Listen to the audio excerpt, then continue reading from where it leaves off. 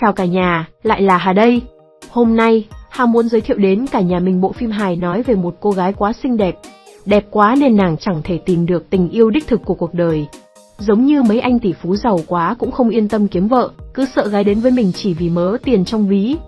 Phụ nữ khác cố trang điểm, phục trang để làm cho mình đẹp hơn, còn cô gái này lại nỗ lực để che đi vẻ ngọt nước, ngon cơm của mình. Cô ấy tên là Amanda, làm việc cho công ty kiến trúc nổi tiếng. Nàng là nhân viên không chỉ có năng lực làm việc tốt, mà còn sở hữu nhan sắc xuất chúng. Thế nên những ai đến với cô nàng thì 9 trên 10 là kẻ tham sắc quên bạn rồi. Hôm đó, cô gái đi dự tiệc sinh nhật của bạn thân với anh bạn trai. Rồi thì nàng phát hiện ra bạn trai mình đang tỏ te tí với cô bạn thân ngay phòng bên cạnh. Trước nòng súng hung dữ của Amanda, anh thợ đào này đã đổ hết tội lỗi lên đầu cô bạn kia. Thế nhưng cô nàng xinh đẹp đâu có ngây thơ, nàng tặng cho hắn ta một viên đạn vào đáy quần khiến anh chàng chẳng thể đi lừa tình ai được nữa. Sau chuyện đó, Amanda may mắn thoát án tù và nhận quyết định sa thải từ công ty. Cô rời Santiago và chuyển đến một thành phố khác sinh sống. Cô sống nhờ tại căn nhà trống của ông anh trai và tự tin mình sẽ tìm được công việc mới với kinh nghiệm làm việc mà cô đã tích lũy qua nhiều năm. Vấn đề khiến nàng đau đầu là làm sao để có thể tìm một người đàn ông biết yêu lòng, chứ không yêu lò. Người mà dù sau này, nàng có già, xấu thì cũng không lo lắng anh ta chạy theo các bóng hồng xinh đẹp khác. Bạn biết đó, đàn ông phần nhiều yêu bằng mắt mà. Nhiệm vụ này ngoài đời không biết có phải là bất khả thi không nữa. Nàng đến nhà thờ và nhờ cha cho lời khuyên. Sau khi nghe cha giảng một hồi, nàng ngộ ra điều gì đó và bắt đầu về nhà chuẩn bị một bộ đồ cải trang. Bộ đồ khiến cho cơ thể nàng trông có vẻ mập mạp và hàm răng giả xấu xí. Người ta trang điểm để trông có vẻ đẹp hơn, còn nàng thì cố gắng làm cho mình trông xấu xí và thô kệch. Đâu đó xong xuôi, nàng đến phỏng vấn tại một công ty. Lần này, người đàn ông trước mặt chỉ tập trung vào chuyên môn và năng lực của Amanda. Dù cô nói với người quản lý rằng cô đã có chồng và 2 con, nhưng anh ta vẫn quyết định thuê cô làm việc. Lần đầu tiên trong đời, Amanda có thể tự tin về giá trị của bản thân và chắc chắn về năng lực làm việc của mình. Có vẻ như cô gái này hơi bị cực đoan thái quá. Hà nghĩ là vẻ đẹp hay kỹ năng làm cho mình đẹp hơn cũng là một năng lực cần thiết cho công việc và giao tiếp bên ngoài. Người quản lý giới thiệu Amanda với ekip làm việc, gồm một người đàn ông mập mạp đã có gia đình, 3 con, đang học thạc sĩ. Một cô gái trẻ, đẹp, công việc của nàng là đi tới lui làm bình hoa cho cái văn phòng này. Cuối cùng là anh chàng Marcelo, một gã lăng nhăng. Chưa có cô gái nào ở bên cạnh chàng ta quá một đêm. Lần đầu gặp gỡ, hai con người này đã đánh hơi được họ không thuộc về nhau. Cả hai tự cảnh báo rằng hãy tránh xa nhau ra. Họ không biết rằng định mệnh đã sắp đặt họ ở cạnh nhau để thay đổi cuộc đời của cả hai mãi mãi. Bắt tay vào công việc, Amanda đã có cơ hội để thể hiện năng lực. Dịch vụ mạng của một tòa nhà cũ mới được công ty của họ tu sửa gần đây bị sự cố. Amanda ngay lập tức nhận ra nguyên nhân của sự cố. Các đồng nghiệp cho rằng việc Amanda tham gia vào dự án chỉ tạo ra nhiều phức tạp hơn vì cô ấy là người mới. Nhưng quản lý lại nghĩ khác. Ông quyết định giao nhiệm vụ lần này cho Amanda chỉ huy. Những người đàn ông không hài lòng khi trở thành trợ lý của cô ấy, nhưng dù sao họ cũng phải có nghĩa vụ trợ giúp cô hoàn thành nhiệm vụ.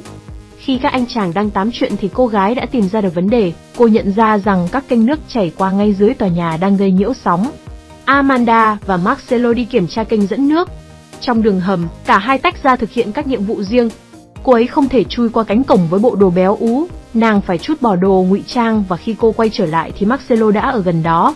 Amanda nhanh trí dọi đèn vào mặt anh và nói rằng cô phải cởi quần áo của mình để chú không bị bẩn. May mắn thay cho cô, Marcelo quay lại và bỏ đi. Xong việc, mọi người kéo đến một quán rượu. Khi chỉ còn lại một mình, Amanda cho rằng Marcelo là người đàn ông nông cạn và anh sẽ không bao giờ biết được cái gọi là tình yêu đích thực. Anh chàng gật đầu cái rụp và vui vẻ xác nhận anh ta thích thế. Điều này khiến Amanda tức giận và nhớ lại anh bồ cũ của mình. Về nhà, cô gái tức tối vì lẽ sống lăng nhăng của anh chàng đồng nghiệp. Nàng quyết dạy cho anh một bài học. Quay lại câu lạc bộ, cô gái trở lại lồng lộn đúng như con người thật của mình. Tay chơi bị nàng thu hút ngay từ vòng giữ xe. Suốt đêm, anh ta cố gắng đưa nàng đến nơi nào đó riêng tư. Cô gái vừa tán tỉnh anh rồi lại bỏ mặt khiến Marcelo bối rối. Trước khi rời đi, nàng hứa sẽ quay lại đốt lò cùng anh vào hôm sau. Ngày hôm sau, anh chàng hí hửng mò đến câu lạc bộ chờ người đẹp và chưng hửng vì bị nàng cho leo cây tập 2. Rồi sau đó là những ngày cô nàng chơi trò mèo vờn chuột cùng anh chàng, khiến anh dần mắc vào lưới tình của nàng không cách nào thoát ra được. Lúc này, Marcelo thường tìm tới Amanda để tâm sự về cô gái mà anh đã gặp ở câu lạc bộ. Anh ta vẫn không hề hay biết rằng người phụ nữ xinh đẹp mà anh gặp hàng đêm ở câu lạc bộ lại là cô gái xấu xí đang đứng trước mặt mình. Trong khi đó, Cô đồng nghiệp ghen tức khi thấy Marcelo gần gũi với Amanda. Cô ta nghi ngờ hỏi Amanda về những đứa con của cô ấy. Amanda đã nhờ cha xứ sắp xếp cho hai cậu bé nhỏ đi chơi cùng cô. Ngày hôm sau, cô ấy mang bọn trẻ đến văn phòng như thể chúng là con của cô ấy.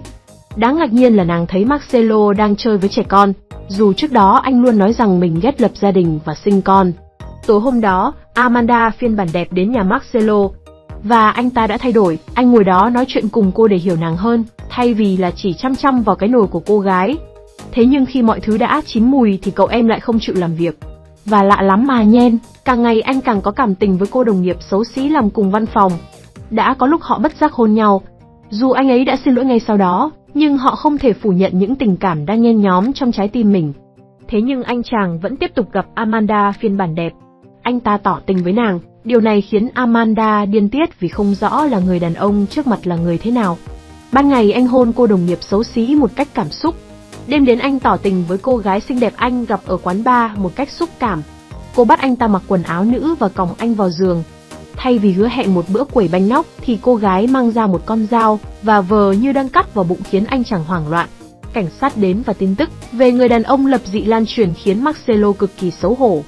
Amanda đã dạy cho anh ta một bài học như cô ấy muốn, nhưng có điều gì đó không ổn. Nàng nhận ra hình như nàng yêu Marcelo. Thế nhưng, sau sự kiện đó, anh ta đã từ bỏ lối sống ăn chơi và quyết tâm thành ra lập thất với một cô gái.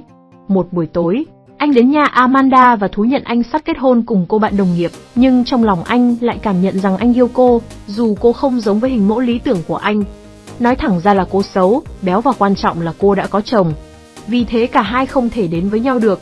Cặp đôi, cách nhau một cánh cửa đều rơi nước mắt và chia tay nhau mà không nói thêm điều gì. Rồi ngày hôn lễ cuối cùng cũng đến. Amanda và Marcelo gặp nhau bên ngoài nhà thờ. Amanda ban đầu cố gắng nói cho anh ta biết sự thật, nhưng cuối cùng nàng lại quyết định khác. Thế nhưng đến phút thứ 89, Marcelo đổi ý không muốn cưới người phụ nữ mà mình không yêu. Đột nhiên, Amanda hắt hơi và chiếc răng giả bị rơi ra khỏi miệng. Marcelo cuối cùng cũng nhận ra sự thật.